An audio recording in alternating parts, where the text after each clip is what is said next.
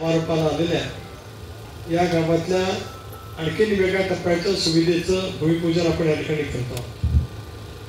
गेले 15 वर्ष दिव्यांगांचा परिसर विकसित करण्याची पावलं आम्ही सर्वांनी सामुदायिकरित्या केली आणि आज आपण पाहिलं तर या पावसाच्या दिवसामध्ये सुद्धा प्रचंड प्रमाणावरती पर्यटक या सगळ्या परिसरामध्ये आलेले पाहायला मिळतात. रोजगाराची साधनं प्रदूषण विरहित आपापल्या ठिकाणी उपलब्ध झाली तर कष्टाने नेटाने मनोनिग्रहाने आणि त्याच पद्धतीने ज्या पद्धतीने महिला पाककलेतले कौशल्य दाखवतात, वेगवेगळ्या उत्पादनामधलं कौशल्य दाखवतात, त्या सर्वांच्यासाठी एक चांगल्या पद्धतीचं व्यासपीठ एक उभा करण्याची कल्पना आदिती तू या ठिकाणी दाखवलीस. या गावातील एक पायाभूत आराखडा आपण त्यावेळेला केला.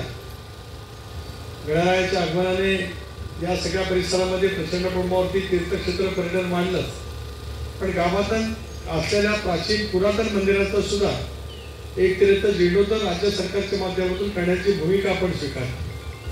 अनेक वेळेला आपण पाहतो की सरकारचं काम मंदिरं बांधणं नाही राहत, त्या ठिकाणची संस्थाने किंवा इतर काही करत असतात, परंतु त्यावेळीची भूमिका आपण सर्वांनी मिळून घेतली आणि त्याच्यातून टप्प्याटप्प्याने का होईना पण आता हा सगळा परिसर पुरातन प्राचीन मंदिराचा त्याच गतवैभवासहित निर्माण करण्याचं काम अलीकडच्या कालावधीमध्ये आपण सगळेजण त्या ठिकाणी करतो.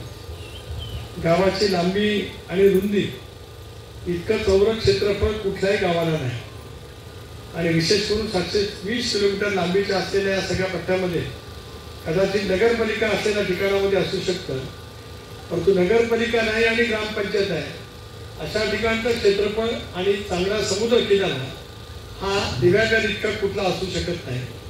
त्याच्यामुळे गेल्या अनेक वर्षामध्ये गावातील रस्त्यासाठी सुद्धा कोट्यावधी